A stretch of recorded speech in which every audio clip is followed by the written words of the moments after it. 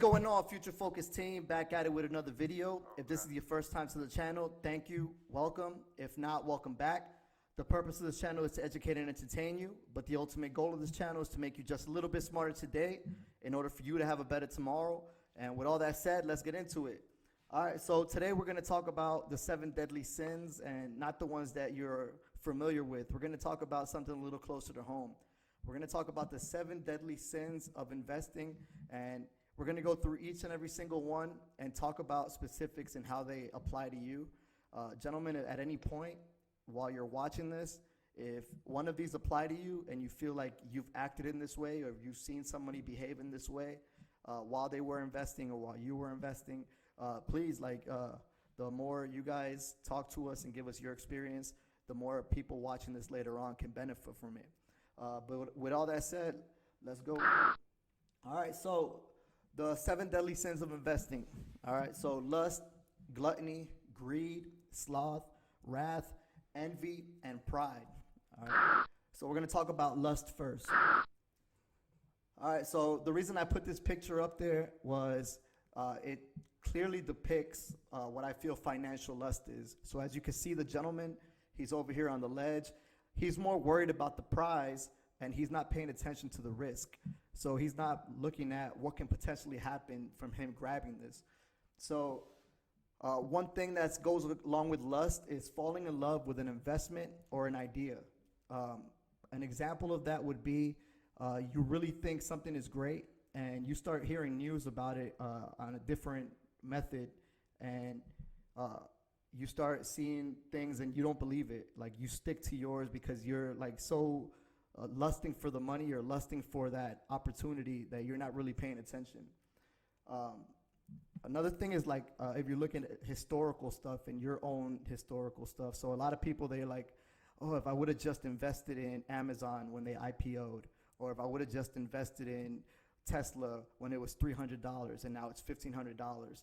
So that backwards lust kind of keeps you from prospering in the future because you're so worried about those things that happened in the past. All right, so next is chasing the herd without a plan. So this is something you're seeing a lot. A lot of people are looking at stocks and they've seen Tesla go up to 1,500, and now I hear people telling me, oh, I'm gonna put more money on Tesla. I'm gonna start putting money into Tesla. And people start getting into it like after they just saw a whole bunch of other people rush into it.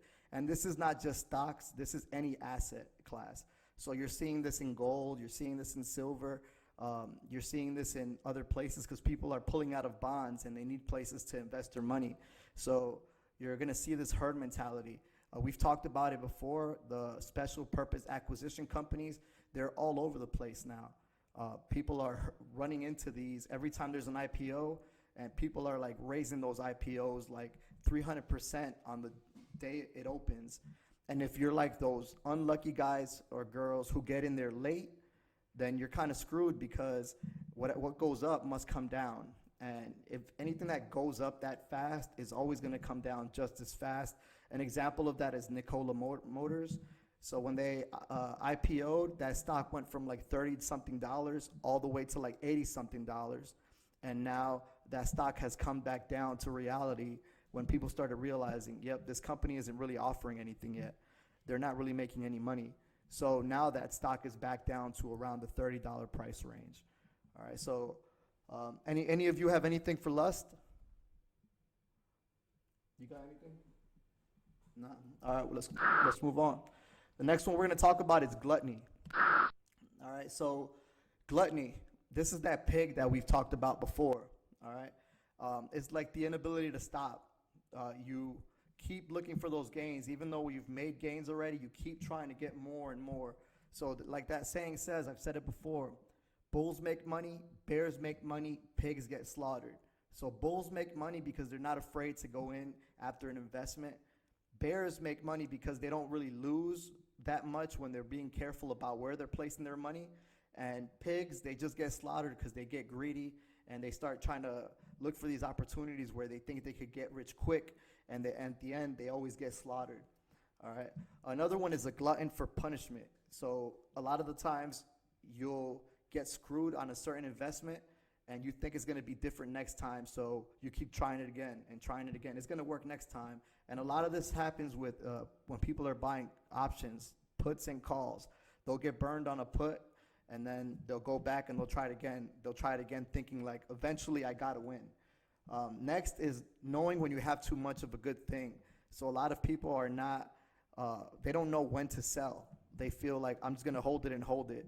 But there's times where you need to pull money out. So you need to have a plan with yourself. And we'll talk about this as we get to greed. But you have to have a plan with yourself and say, I believe this stock will go up 30%. And at 30%, I'm going to do something. I'm going to sell 15% of what I put into it. At 40%, I'm going to sell this much of what I put into it. Because if you don't, that stock, it could go up to like 60%. But before you even got to sell anything, next thing you know, you wake up one morning saying, today's the day I'm going to sell, and that stock may be at 20% above. Now you just lost out on potential gains because you were being selfish and you thought that stock would keep going up and up and up. Does that make sense? All right, the next one we're going to talk about is greed. And greed and gluttony, they kind of go hand in hand. But greed is chasing like fat investments like we talked about with gluttony. Like you see what's hot in the streets. An example of this would be like Warren Buffett. He's spent the last 11 or 12 days, not just him, but everyone that invests with him for Berkshire Hathaway, they've spent the last 11 or 12 days straight purchasing Bank of America stock. So what happens, that becomes a fat investment because people start thinking to themselves, well, he's doing it, maybe I should do it too.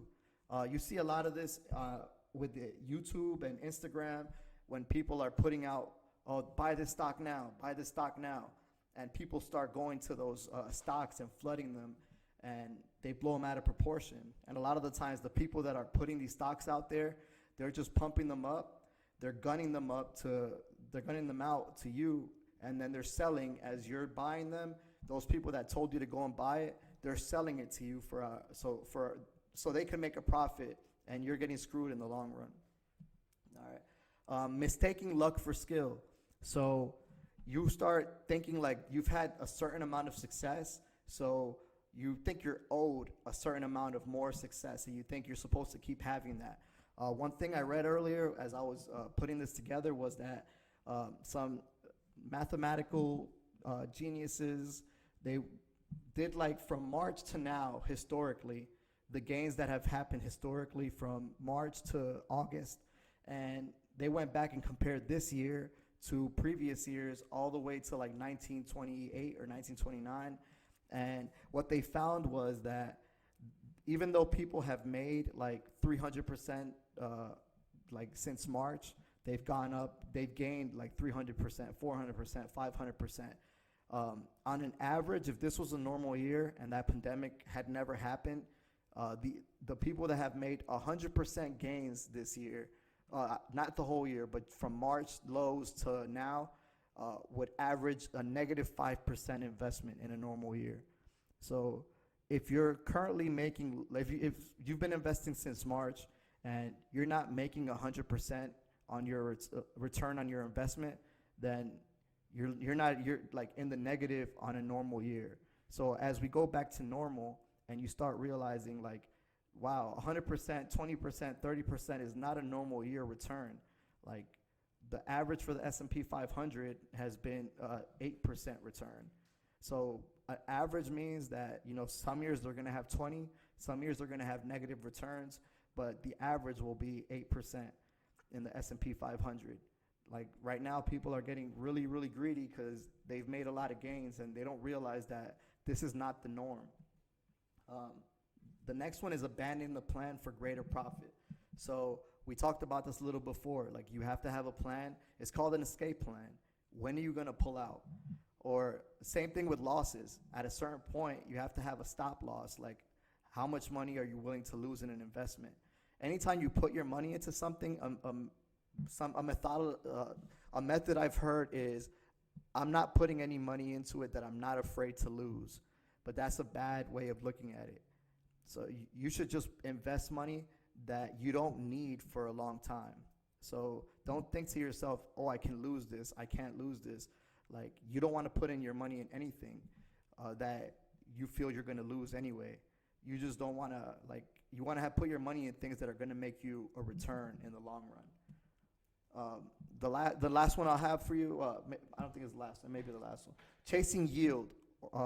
So chasing yield means, I'll give you an example. BP in February, they raised their dividend from 7% to 9%. And a lot of people who don't really know, what they did is they thought to themselves, wow, they're raising their dividend while everybody else is cutting their dividend. This must mean that the company's in great state, so I'm going to go buy more shares of them. But here we go, fast forward 4 months, and they completely cut off their dividend. So everyone who chased the yield and just tried to get a bigger dividend, they got burned, because now they're not offering a dividend for the time being and for the foreseeable future. The next one is borrowing to invest. Some people, they go and they take out a loan, and the loan is like 7%, 8%. So they go into debt to invest in the market, hoping that they make more than that. So let's say they do make 10% on their investment. That means that they only made a 2% return on their investment. Or let's say they lose all that money. Now they lost the money that they borrowed, and they still have to go and pay that back. So that's like double screwed, but it goes back to greed, because they think to themselves, I don't have that amount of capital that I need to invest right now, so I'm going to go to a bank, I'm going to pull out $10,000, I'm going to invest it now, I'm going to gain back 10% on it, and then I'll pay the bank back, and I'll have return on my investment. But it doesn't always work like that, and you can get burned like that from being greedy. The next one we're going to talk about is sloth. This is the lazy one, all right? So sloth is failure to do what one should do. Hey, Lee, I'm going to use you. Give me an example. What do you think failure to do what one should do? Or think of it like waiting, like putting off things, you know.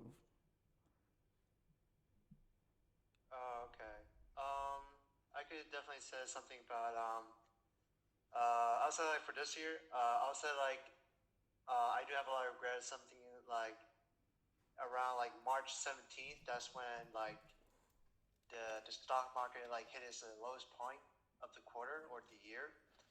But I waited like a month later just because I thought that it's gonna get a lot lower. So I'll consider that a sloth, and probably also being a pig as well. Would that be considered that way, sir? Not being a pig, because a pig would be if you said it was the March camp and you said, I'm gonna throw everything I have in there. Like you're being greedy because you want those big gains. Okay. You know what I mean? So you're not methodical with your investing. But yes, sir. With that, when did I start telling you about fixing your portfolio and investing? When did I start telling you about that? It had to be like January, or like even before any of this happened. I think so. I mean, can't remember, but it was during the beginning of the year, sir. That's for sure. Because I kept telling you to do it. You're like, oh, I'll keep thinking about it, sir. I'll keep thinking about it.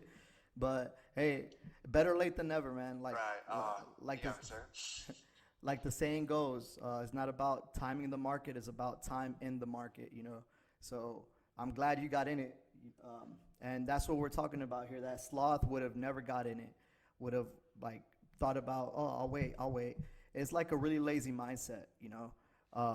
Another thing that goes with it is not putting in the work, and this is research, like going and doing your own homework and rebalancing your portfolio, because you should have certain allotments for every single thing in your portfolio pie.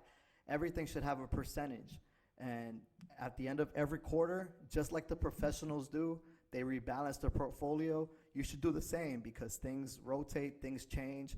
Some things get overvalued, some things are undervalued. So you need to like really pay attention to what's going on in the economy, in the macro sense, in the micro sense. And like in your own portfolio, you should say, all right, it's time to sell Tesla because they're up 300% since I bought them. And there's another opportunity over here. This stock is a really great company. I think I'm going to invest money in there. Or maybe I made a lot of money in Tesla. I'm going to pull some out and I'm going to invest in silver, or I'm going to invest in gold, some sort of precious metal. You know, there's other options there. So having that plan, sticking with that plan, and putting in the work, because nothing's easy. You know, research is very important. Things change. Just because you know something today doesn't mean that it's going to be true tomorrow. Even something that I find in my mind to be factual, I have to, go next week comes, I have to go and check it again because something may have changed. Even though things happen in cycles, nothing is guaranteed. Another thing is making excuses for inaction. So what were you telling yourself February timeframe, March timeframe? What was your excuse for not investing, Lee?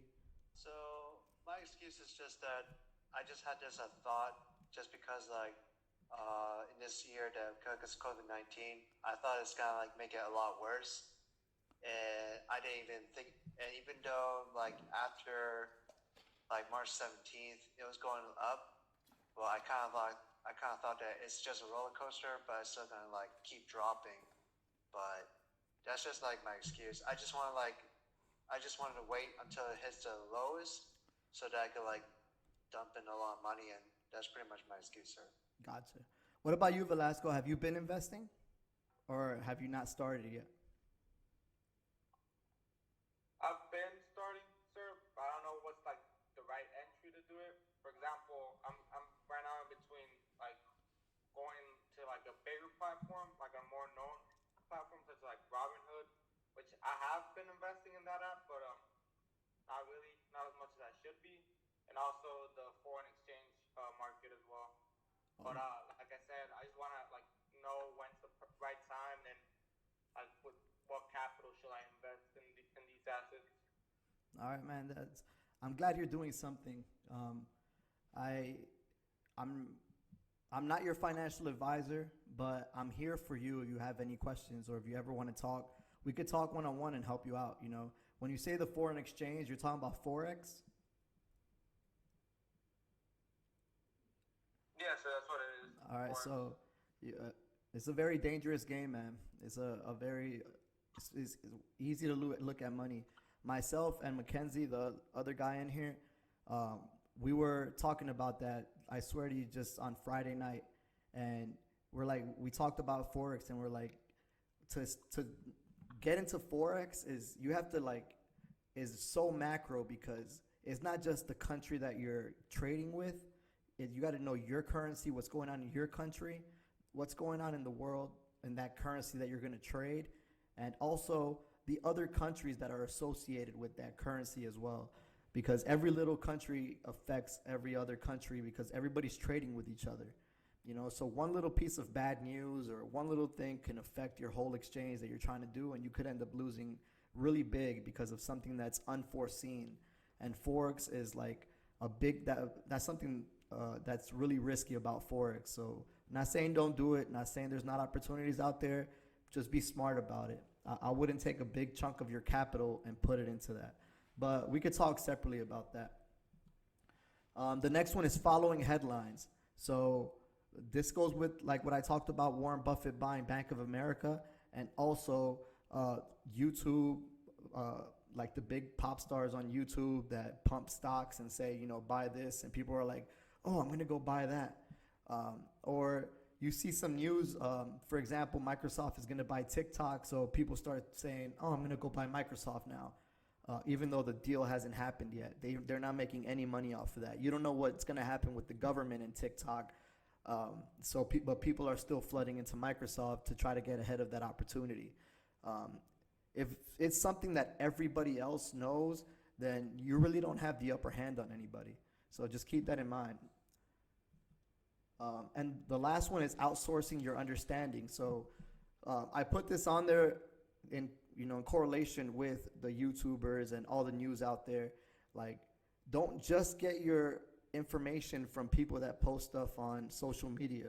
You need to go and find your own, because a lot of the times they're just giving you their opinion of what they read. But in order to do that, you need to form your own opinion. I recommend finding different sources of information and sources that don't necessarily agree with each other. I'll give you an example. If there's something going on in the world and it's on CNN, then the same exact news article is going to be on Fox News, and they're going to be two separate sides of the story. So I'll go to CNN and read a story, and then I'll go to Fox News and read the same exact story, and from those I'll form my opinion, because they're both going to try to attack each other, but in between all of that fluff, there's going to be some sort of news, and you can use that to formulate your opinion. Try to find some opposing views. Like, don't just try to get the people that talk say what you're already thinking. All right, next is wrath. And this one can really hurt you, because this is like when you get upset about things not going your way. All right, so a big thing, and this has many different ways of going down, but one is called revenge trading. So revenge trading is when you had a really bad beat. This is one example of it. You had a really bad beat, like you put a lot of money down on a stock, or you made a call or a put, and you got crushed. Like you were about to be in the money, and then expiration came, some news came out, and your stock plummeted or it rose, and it screwed your whole deal. So what do? You jump back in there. You're like, I just lost $2,000. I got to put in $4,000 now to make those $2,000 back. And then you get burned again, and you get burned again. Another way of revenge trading is also when you missed out on an opportunity. So there's people that missed out on, they see a stock flying up, and they're like, damn, I could have jumped in there. So what do? They're like, next time the stock drops this much, I'm going to jump in there. But you never know if the stock is going to go back to where you saw it again. So anytime you put your money in something, it needs to be because of a fundamental. There has to be a fundamental reason. It can't just be, I missed it last time, so now it's going to be a good price. There's a reason that stock came down to that price. So you got to find what fair value is, and it may not have even been where you thought your entry point is. It could have been somewhere lower than that. All right, so that's where the research comes in. We talked about doubling down after a bet, angry when things don't go your way, and then also blaming others for your mistake. So some people follow these people on social media, and they get burned. It happened with the airlines. It happened with the cruise lines. People were buying those stocks when they went back up into the 20s, and now, for example, Bank of America American Airlines is back down to like $12, $13.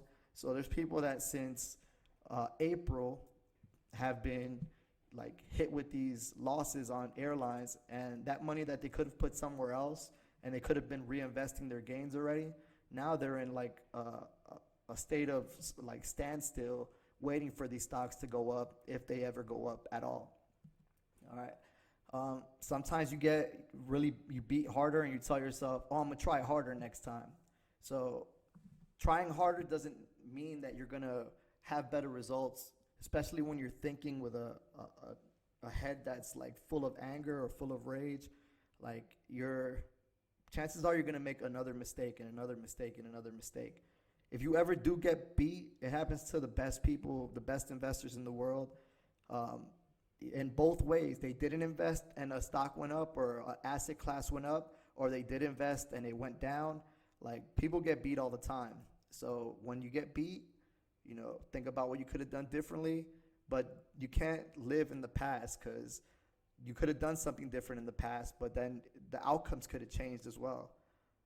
Damien Kidd, he made a comment like, I wish I would have dropped $3,000 on Tesla when it was 300. I'm like, yeah, man, but what happens is you would have dropped those $3,000 on Tesla when it was 300, and then next thing you know, that stock goes down to $50 or something. You never know what's going to happen. So don't live in the past. Have you guys been beat at all? Like, have you guys had a beat since you started investing? Absolutely, sir. I get that a lot, and I'm still trying to get over with that part too. Give me an example. How'd you get beat? Trying to think of one. I got a lot of situations that, like, I should have bought at that time, but then I'm also one of those guys who just like jumps in whenever it goes down. I think it would be like the same thing like for Tesla example. I also regret that I didn't invest a lot of money when I could have. Now it's just kind of like a little bit too late to invest in Tesla. But there are a lot of stocks that I actually kind of beat up myself on. To be honest, I can't think of one specifically. Oh, that's fine, man. But yeah, you can't. The main point of this is don't live in the past. Like study the past, use it for your future, but don't live in it, dwell in it. And this doesn't just go for the times it didn't go your way. It's also for the times it did go your way, because it could have gone your way, and it could have just been luck. Doesn't necessarily mean it was skill, and we'll get into that as well. All right, so envy is next. This is a dangerous one as well. It's like jealousy. Seeing other people make success and you're not, or maybe you're making a 5% return, but somebody else is making a 20% return. Or you see somebody like Bill Ackman that turned 26 million into $2 billion. You're like, why? Like, how come I can't get gains like that? Don't think like that. You got to think about yourself and not what others are doing. Don't focus on their success. You don't know how many times they lost before they even got that success. The next one is like, it shows you, if you do feel like that, it shows a lack of confidence. Like, you're not confident in your own investing abilities.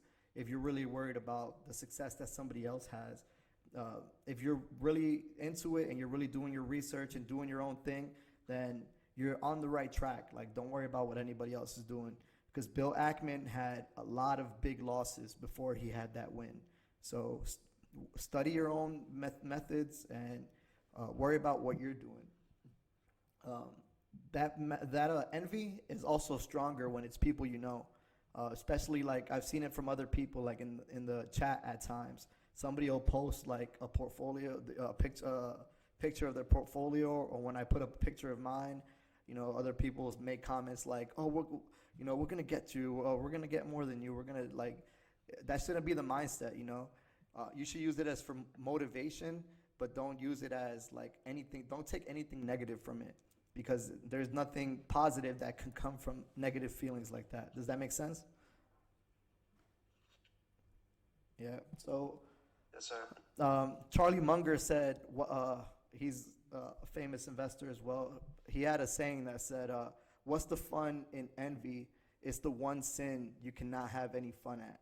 So, and it does make a lot of sense. Like all you can have is a lot of negative ill will towards other people, and all that.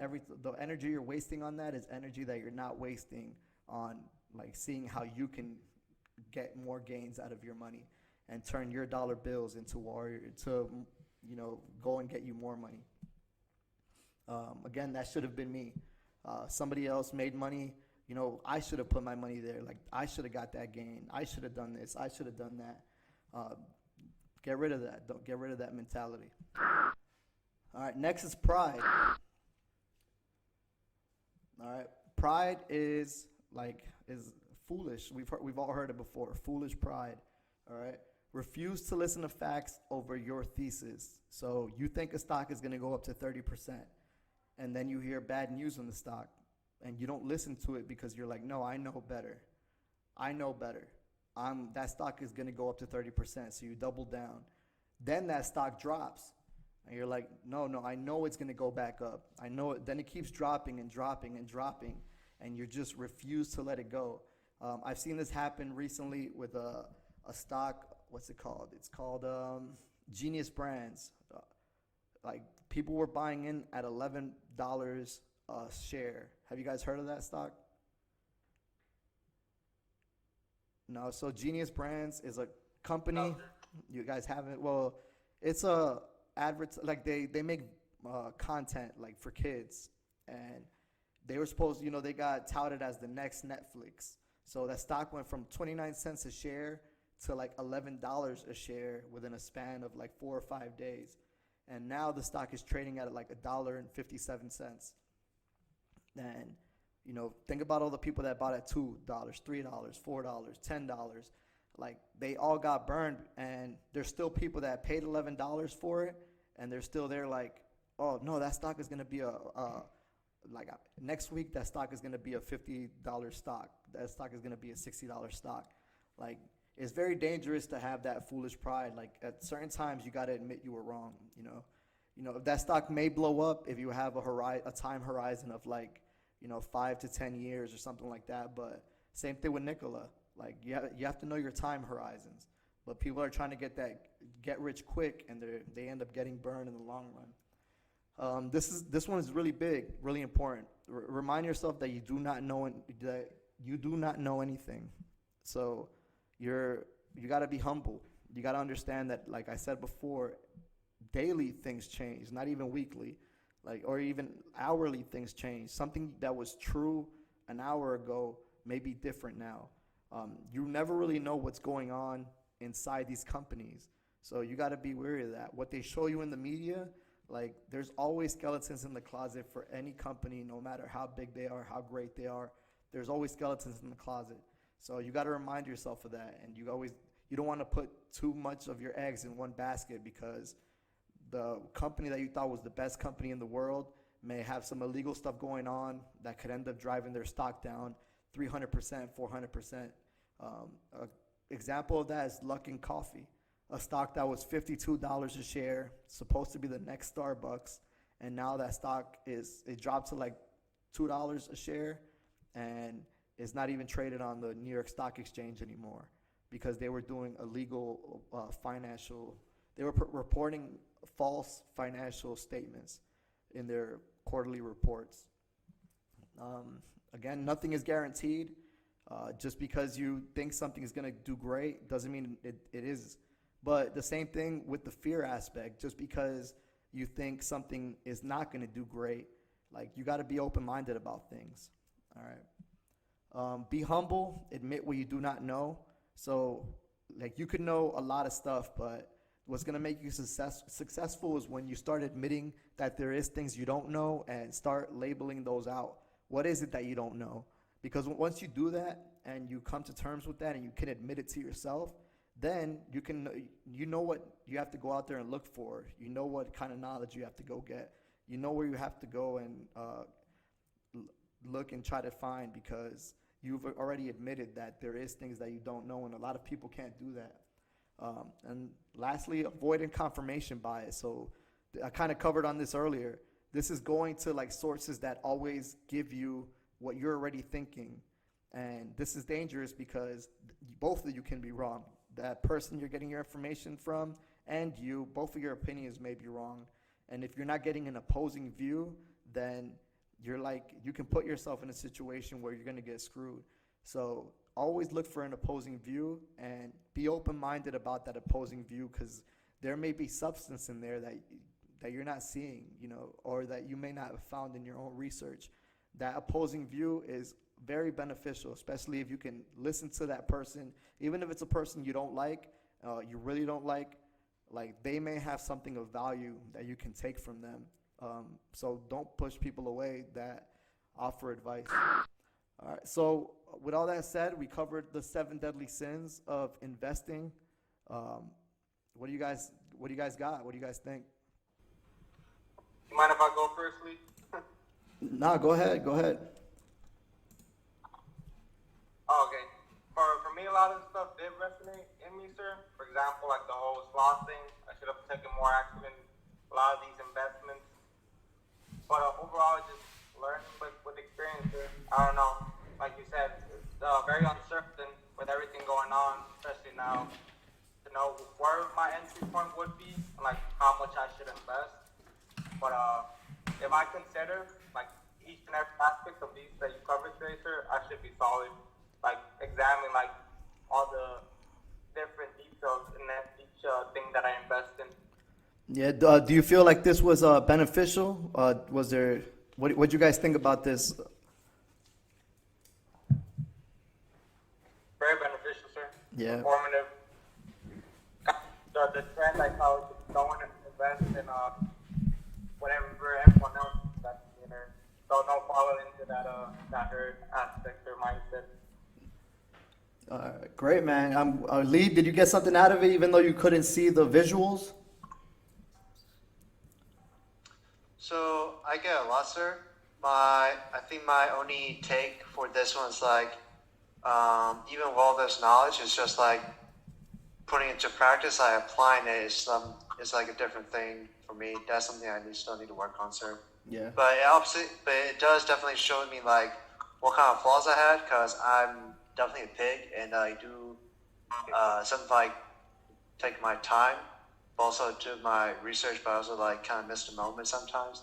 So I do my best to like keep myself in check, but at the same time I'm kind of like still trying to understand on how to like work with the stocks and all that kind. But it's pretty good, sir.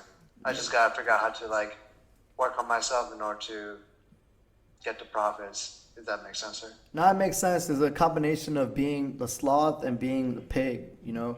Like that sloth keeps you from actually taking action. Even if once you've done the research and you've done all the right stuff, like I'll invest in it tomorrow. I'll invest it tomorrow. I'll wait till it goes down another 2 cents and I'll invest in it then. But then next thing you know, it goes up $10, you know, and you missed your opportunity. So sometimes it's better to just dive in, but dive in smartly and dive in with a small percentage. You know, you shouldn't be buying 100 shares at a time, unless you got capital like that. But I'm telling you, I don't do that. I'm still methodic about it because, you know, it might be a great price, but doesn't mean it can't go any lower, you know? So I always, you know, it's called nibbling. I nibble. What do you got? Hello, gents. How are you guys? The biggest takeaway that I got from today was character. So this is like an old, ancient, I guess parable, right? The 7 deadly sins, but it's still applicable today. Character is everything. And I couldn't stop thinking about, this is corny, JJ did tie buckle. That's even applicable when investing. And I think the biggest one out of JJ did tie buckle for investing is judgment. And the way you develop your judgment is by doing your homework, doing your research, not being biased, not being greedy. So everything that the 7 deadly sins is not, that helps improve your judgment.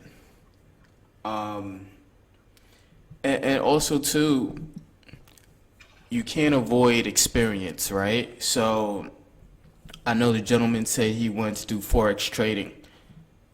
I'm not a big Forex trader, but at the end of the day, nothing I can tell you that will substitute for your own experience. With that being said, I do have a question for you. Historically, what has been the biggest factor in Forex trading?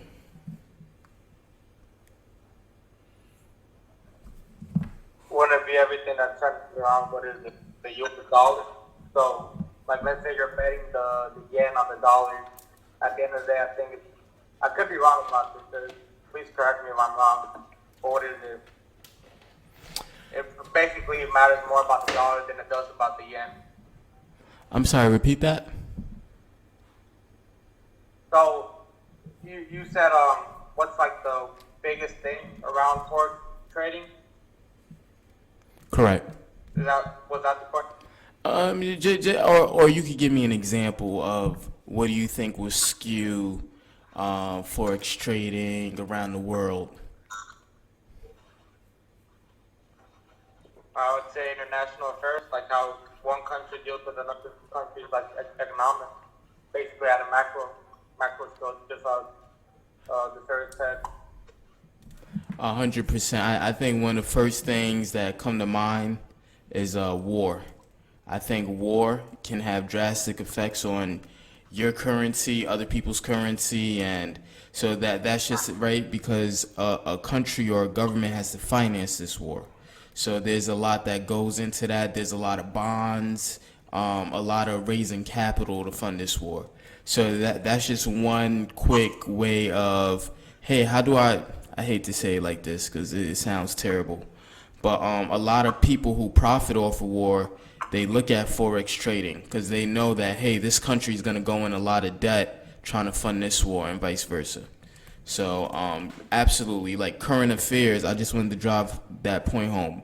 Current affairs is very, very big for forex trading. What other points you have? I thought it was very good points overall throughout. One that I didn't originally think on, but you really got to be careful with, borrowing to invest, or as we may call it, you may see it in your Robinhood apps, investing on margin or marginal trading. That's a fancy way to say, hey, borrow this money at a very high rate so you can invest. So just be careful with that. You can end up in more trouble than investing in your own capital. Yeah, let me add something to that. So when you do marginal trading, what happens when you don't pay is it's called the margin call.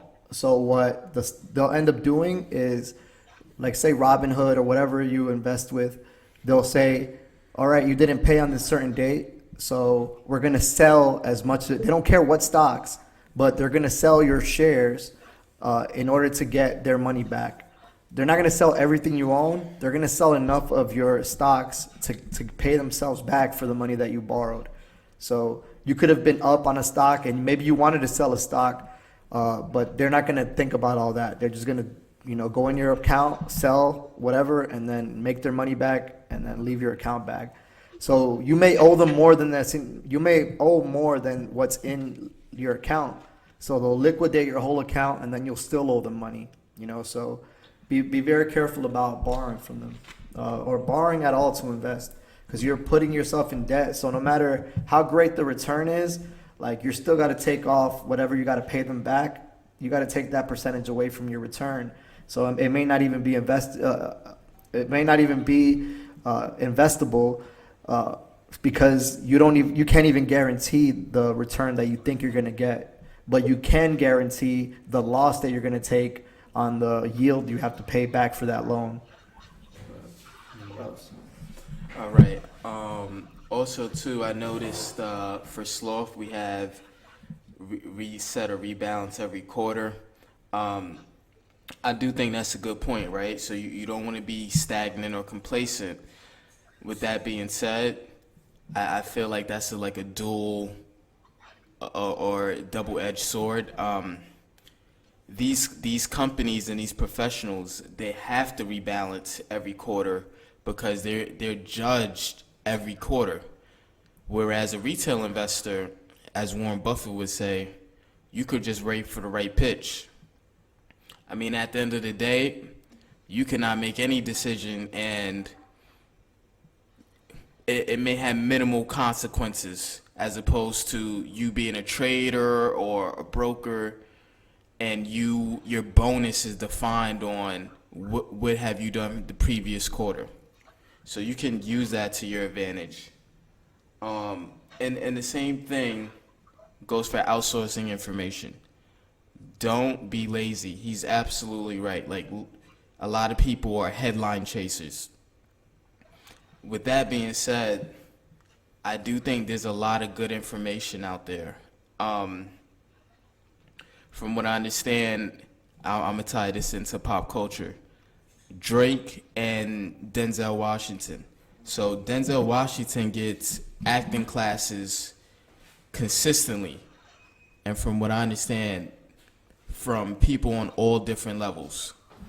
And Drake continues to get singing lessons, essentially from the same thing. So it's not just he's learning how to sing from Hollywood coaches. He gets it from opera singers, professionals, lower tier, upper tier. And I feel the same way with outsourcing information. You should be a sponge.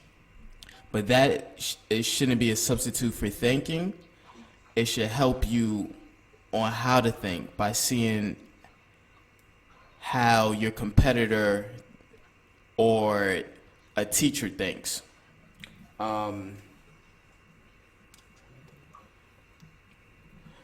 Also keep in mind, we are Marines for a living, right? So how much time could you really put into this compared to a professional? You're almost at a disadvantage to begin with. So with that being said, and I learned this from Robert Kiyosaki, you shouldn't be afraid to pay for education. That doesn't mean that education's good, but it at least teaches you how to think and how to formulate your own data. All right. Any closing statements y'all got?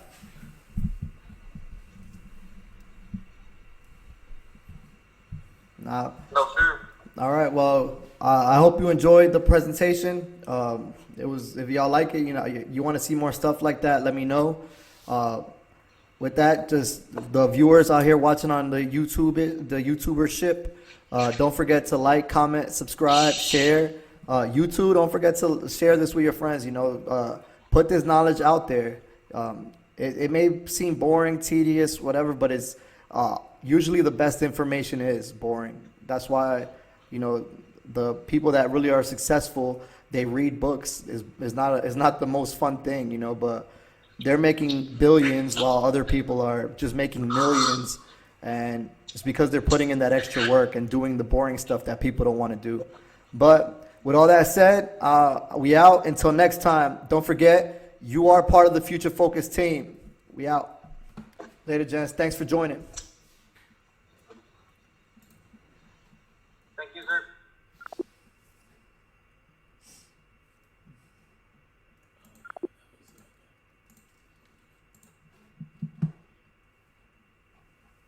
Couple heads left. Yeah, I thought that was good, man.